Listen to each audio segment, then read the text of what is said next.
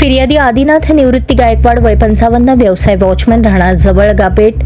तालुका उमरगा, जिल्हा धाराशिव, सध्या राहणार समतानगर, मुबारकपूर, तालुका निलंगा, जिल्हा लातूर यांनी 23 एप्रिल 2025 रोजी फिर्याद दिली होती की ते दिनांक 14 एप्रिल 2025 रोजी आंबेडकर जयंतीनिमित्त निलंगा येथे आले होते. जयंती संपल्यावर 22 एप्रिल 2025 रोजी नारंगवाडी येथे त्यांच्या मोठ्या भावाचा जावई नामे गौतम दयानंद कांबळे यांच्या घरी भेटून 22 एप्रिल रोजी रात्री 8च्या सुमारास बारामती येथे कामावर परत जाण्यासाठी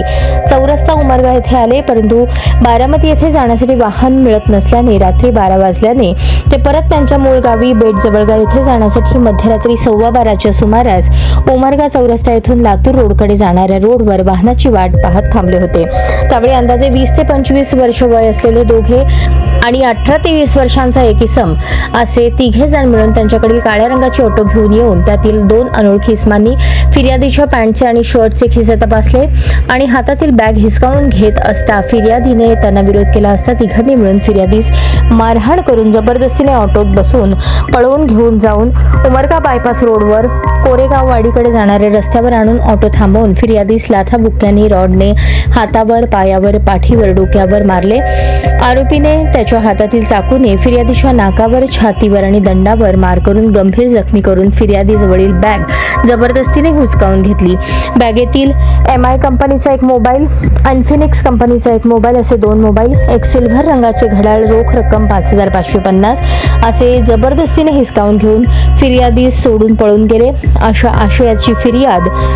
दाखल करण्यात आली असून या गुन्ह्याचा तपास पोलीस उपनिरीक्षक गजानन पुजरवाड करत आहेत. सदर गुन्ह्याच्या तपासात आरोपी संदर्भात काही एक धागेदोरे नसताना, घटनास्थळावर पुरावा नसताना देखील पोलीस निरीक्षक अश्विनी भोसले, पोलीस उपनिरीक्षक पुजरवाड यांनी घटनेचे गांभीर्य ओळखून घटनास्थळाच्या आजूबाजूचे CCTV फुटेज तपासून गुप्त बातमीदारामार्फत मिळालेल्या माहितीच्या आधारे सदरचा गुन्हा हा आरोपी अभिषेक कालिदास शिंदे वय 22, गणेश गोपाळ मडोले वय 23, विधी संघर्षग्रस्त बालक सूरज विलास सुरवसे वय 17